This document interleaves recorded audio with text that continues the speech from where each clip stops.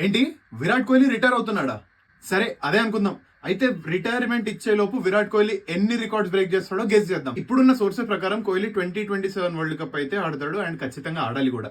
And అప్పటి వరకు India 24 ODIs ఆడుతుంది. మీరు ఇక్కడ షెడ్యూల్ చూసుకోవచ్చు. అండ్ ఆల్సో వరల్డ్ కప్ లో అట్లీస్ట్ 10 మ్యాచెస్ అవుతాయి. సో కొంచెం అటు ఇటు వేసుకున్న ఓవరాల్ గా 30 ఓడిఎస్ అయితే ఆడతాడు. కోహ్లీ ఇంకొక 343 రన్స్ కొడితే సంగక్కరాని దాటి second most leading run scorer in international cricket అవుతాడు. ఇంకో 2300 రన్స్ కొడితే కోహ్లీ 30,000 రన్స్ మార్క్ టచ్ అవుతాడు. అంటే అప్రాక్సిమేట్లీ ఈ 30 మ్యాచెస్ లో 77 యావరేజ్ తో స్కోర్ చేయాలి. And only Kohli can do this. And centuries విషయానికి వస్తే కోహ్లీ 82 సెంచరీస్ తో ఉన్నాడు. అండ్ ఇక్కడ బెస్ట్ థింగ్ ఏంటంటే ఇందాక అనుకున్న 30 మ్యాచెస్ లో 15 మ్యాచెస్ ఇండియాలో ఉన్నాయి అండ్ 3 మ్యాచెస్ బంగ్లాదేశ్ లో ఉన్నాయి. సో 18 మ్యాచెస్ లో అప్రాక్సిమేట్లీ 6 to 8 అనుకున్నా.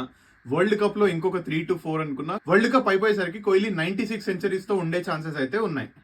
అండ్ మీకు ఒక సీక్రెట్ చెప్తా, Kohli will not retire after 2027 world cup. ఇది పక్కా రాసి పెట్టుకోండి. అండ్ ఒకవేళ రిటైర్ అయితే 100 సెంచరీస్ కొట్టే రిటైర్ అవుతాడు. అండ్ మిగతా అన్ని రికార్డ్స్ లో సచిన్ ని బీట్ చేయలేడు, కానీ సచిన్ కి ఆల్మోస్ట్ దగ్గర దాకా అయితే వెళ్ళగలడు. మనం సచిన్ ని గాడ్ ఆఫ్ క్రికెట్ అంటాం, కానీ ఆ గాడ్ ఆఫ్ క్రికెట్ ని ఛాలెంజ్ చేసేది అండ్ ఆ గాడ్ లెవెల్ కి రీచ్ అయ్యేది ఓన్లీ కింగ్ ఒక్కడే. This is for you king. నువ్వు ఎన్ని రికార్డ్స్ అచీవ్ చేసినా చెయ్యకపోయినా we love you and we will always love you.